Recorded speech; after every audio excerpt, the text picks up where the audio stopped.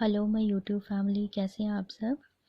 आज मैं आपके सामने हिंदी बुक अनुगुंज क्लास 5th का सेकंड चैप्टर जो है छोटा जादूगर ये पढ़ने जा रही हूँ। सबसे पहले मैं आपको बता देती हूँ इस चैप्टर में क्या बताया गया है। ये कहानी एक ऐसे बालक की है जिसके पिता आज़ादी की लड़ाई के कारण जेल में है और माँ बीमार है। वह लड़का मेले में सड़क पर अपना जादू तमाशा दिखाकर अपना और माँ का गुजारा करता है। लोग उसे छोटा जादूगर कहते हैं। तो सबसे पहले हम इस कहानी का पाठ परिचय पढ़ेंगे। 13-14 साल का एक लड़का जादू का खेल दिखाकर अपनी जीविका चलाता है। उसके पिता जेल में हैं और माँ बीमार। जीवन मूल्य: माता पिता की सेवा से बढ़कर कोई धर्म नहीं, संभाव लवन ही सच्ची पूंजी है। तो चलिए कहानी शुरू करते हैं। कार्निवाल के मैदान में बिजली जगमगा रही थी। हंसी और विनोद का कलनाद गूंज रहा था। मैं खड़ा था और उस छोटे फव्वारे के पास। यहाँ एक लड़का चुपचाप शरबत पीने वाले को देख रहा था। उसके गले में फटे कुर्ते के ऊपर से एक मोटी सी सूत की रस्सी पड़ी थी और जेब में कुछ ताश के पत्ते थे। उसके मुंह पर गंभीर विषाद का मतलब होता है दुख के साथ धीरे की रेखा थी। मैं उसकी ओर न जाने क्यों आकर्षित हुआ। उसके स्वभाव में भी संपूर्णता थी। मैंने पूछा, क्यों जी, तुमने इसमें क्या देखा? मैंने सब देखा है। यहाँ चूड़ी फेंकते हैं, खिलौने पर निशाना लगाते हैं, तीर से नंबर छेड़ते हैं। मुझे तो खिलौनों पर निशाना लगाना अच्छा मालूम हुआ। जादूगर तो बिल्कुल निकम्मा है। उससे अच्छा तो ताश का खेल मैं ही दिखा सकता हूँ, उसने बड़े विश्वास में कहा। उसकी वाणी में वही कहीं बनावट ना थी। मैंने पूछा, और उस पर्दे में क्या है? वहाँ तुम गए थे? नहीं, वहाँ मैं ना जा सका, टिकट लगता है। मैंने कहा, तो चलो, मैं वहाँ पर तुमको लिवा चलूं। मैंने मन ही मन कहा, भाई आज के तुम ही मित्र रहे। उसने कहा, वहाँ जाकर क्या कीजिएगा, चलिए निशाना लगाया जाए। मैंने उससे सहमत देकर मैंने उससे सहमत होकर कहा, तो फिर चलो पहले शरबत पी लिया जाए। उसने स्वीकार सूचक सिर हिला दिया। मनुष्यों की भीड़ से जाड़े की संध्या भी वहां गर्म हो रही थी। हम दोनों शरबत पीकर निशाना लगाने चले। रहा मैं भी। उसने पूछा, तुम्हारे घर में और कौन कौन है? माँ और बाबूजी। उन्होंने तुमको यहाँ आने के लिए मना नहीं किया? बाबूजी जेल में है। क्यों? देश के लिए, वह गर्व से बोला। और तुम्हारी माँ? वह बीमार है और तुम तमाशा देख रहे हो। उसने मुख उस उसके मुख पर तिरस्कार की हंसी फूट पड़ी। उसने कहा, तमाशा देखने ही निकला हूँ। कुछ पैसे ले जाऊंगा तो माँ का पथ्य दूंगा। पथ्य का मतलब होता है बीमार को दिया जाने वाला खाना। मुझे शरबत ना पिलाकर आपने मेरा खेल देखकर मुझे कुछ दे दिया होता तो मुझे बहुत प्रसन्नता होती। मैं आश्चर्य से उस 13-14 वर्ष के लड़के को देखने लगा। हाँ, मैं सच कहता हूँ बाबूजी, माँ जी बीमार है, इसलिए मैं नहीं गया। कहाँ? जेल में। जब कुछ लोग खेल तमाशा देखते हैं तो मैं क्यों ना दिखाकर माँ की सेवा करूं और अपना पेट भरूं। मैंने धीरे निश्वास लिया। चारों ओर बिजली के लट्टू नाच रहे थे और व्याग्रह हो उठा। मैंने उससे कहा, अच्छा चलो निशाना लगाया जाए। हम दोनों उस जगह पर पहुंचे जहां खिलौनों को गेंद से गिराया जाता है। मैंने 12 टिकट खरीदकर उस लड़के को दिए। वह निकला पक्का निशानेबाज। उसकी कोई गेंद खाली नहीं गई। देखने वाले दंग रह गए। उसने 12 खिलौनों को बटोर लिया, लेकिन उठाता कैसे? कुछ जेब में, कुछ मेरे रुमाल में रख लिए गए। लड़के ने कहा, बाबूजी आपको तमाशा दिखाऊंगा, बाहर आइए, मैं चलता हूँ। वह 9-11 हो गया। मैंने मन ही मन कहा, इतनी जल्दी आंख बदल गई। मैं घूमकर पान की दुकान पर आ गया। पान खाकर वहीं बड़ी देर तक इधर उधर टहलता देखता रहा। झूले के पास लोगों को ऊपर नीचे आना देखने लगा। अकस्मात किसी ने ऊपर हिडोले से पुकारा, बाबूजी। मैंने पूछा, कौन? मैं हूँ छोटा जादूगर। कलकत्ता के सुरमाया बनस्पति उद्यान में लाल कमलानी से भरी हुई एक छोटी सी झील के किनारे घने वृक्षों की छाया में अपनी मंडली के साथ बैठा हुआ मैं जलपान कर रहा था।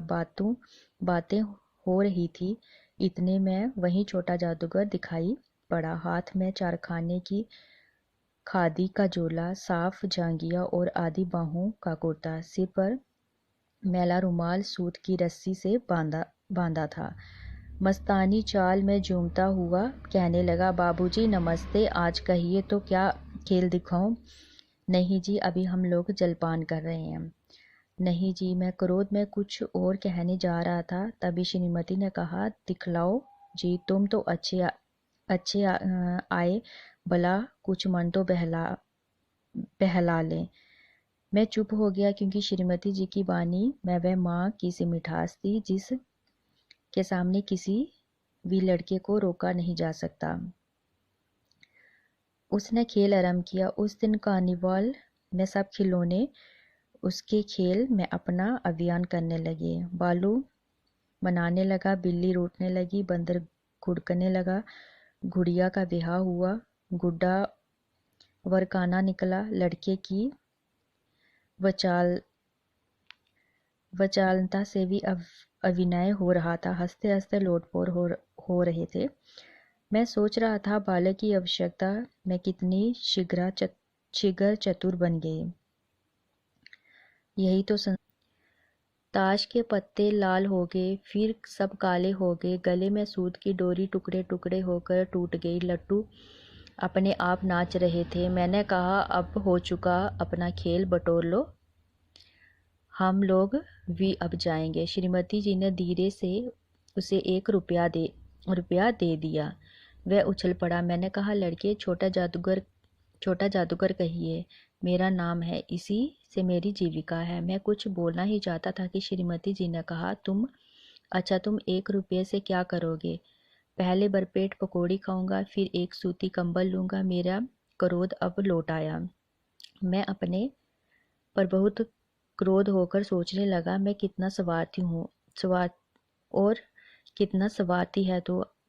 उसने 1 रुपया पाने पर मैं इशारे करने लगा था ना। वह नमस्कार करके चला गया। हम लोग लता कुंज देखने के लिए चल दिए। एक छोटे से बनावटी जंगल में संध्या साय साय करने लगी। अस्ताचलगामी सूर्य की अंतिम किरण वृक्षों की पत्तियों को विदाई ले रही थी। शांत वातावरण था। हम लोग धीरे धीरे मोटर से हावड़ा की ओर जा रहे थे। रह रहकर छोटा जादूगर स्मरण में आता था। सचमुच वह एक झोंपड़ी के पास कंबल कंधे पर डाले खड़ा था। मैंने मोटर रोककर उससे पूछा, तुम यहाँ कहाँ? मेरी माँ यही है ना? अब उसे अस्पताल बालू ने निकाल दिया है। मैं उतर गया। उस झोपड़ी में देखा तो एक स्त्री चिथड़ों से लदी हुई कांप रही थी। छोटे जादूगर ने कंबल ऊपर से डालकर उसके शरीर से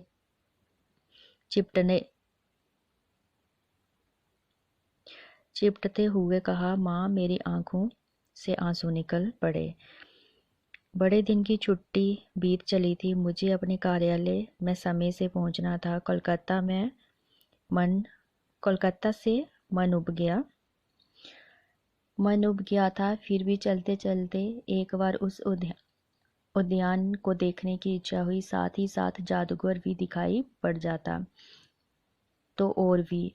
मैं उस दिन अकेले ही चल पड़ा। जल्दी लौट आना था। 10 बज चुके थे। मैंने देखा कि निर्मल धूप में सड़क के किनारे एक कपड़े पर छोटा जादूगर का रंगमंच सजा था। मैं मोटर रोककर उतर पड़ा। वहाँ बिल्ली रूठ रही थी। बालू मनाने चला था। ब्याह की तैयारी थी। पर ये सब होते हुए भी जादूगर की वाणी में वह प्रसन्नता नहीं थी।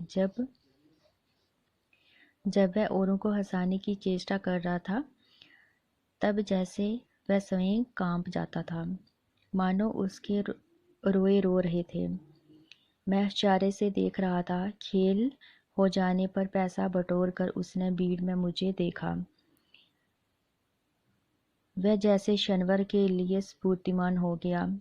मैंने पीठ थपथपाते हुए पूछा, आज तुम्हारा खेल जमा क्यों नहीं? हाँ, माँ ने कहा है आज जल्दी चले आना, मेरी घड़ी समीप है। अविसल वाव से उसने कहा, तब भी तुम खेल दिखाने चले आए। मैंने कुछ क्रोध से कहा, मनुष्य के सुख दुख का माप अपना ही साधन होता है, उसे मैं अनुपात से वह तुलना करता है। उसके मुंह पर वही परिचित तिरस्कार की रेखा फूट पड़ी। उसने कहा, क्यों ना आता, और कुछ अधिक कहने में अब वह अपमान का अनुभव कर रहा था। छनवर के लिए मुझे अपना भूल मालूम हो गई। उसके झोले को गाड़ी में फैलकर भी उसे बैठते हुए मैंने कहा, जल्दी चलो। मोटर वाला मेरे बताए पथ पर चल पड़ा। कुछ ही मिनटों में मैं झोंपड़ी के पास पहुंचा। जादूगर दौड़कर झोंपड़े में मामा पुकारते हुए घुसा। मैं पीछे था, किंतु स्त्री के मुंह से बैर निकल कर रह गया। उसके दुर्बल हाथ उठकर गिर गए। जादूगर उससे लिपटा रो रहा था। मैं सतवन था। उस उज्जवल धूप में समग्र संसार जैसे जादू से मेरा चारों ओर नृत्य करने लगे। ये था आपका सेकंड चैप्टर, छोटा जादूगर। इस चैप्टर की जो एक्सरसाइज है वो मैं आपको अपनी नेक्स्ट वीडियो में भेज दूंगी। वीडियो पसंद आए तो please like share and subscribe कीजिए। Thank you.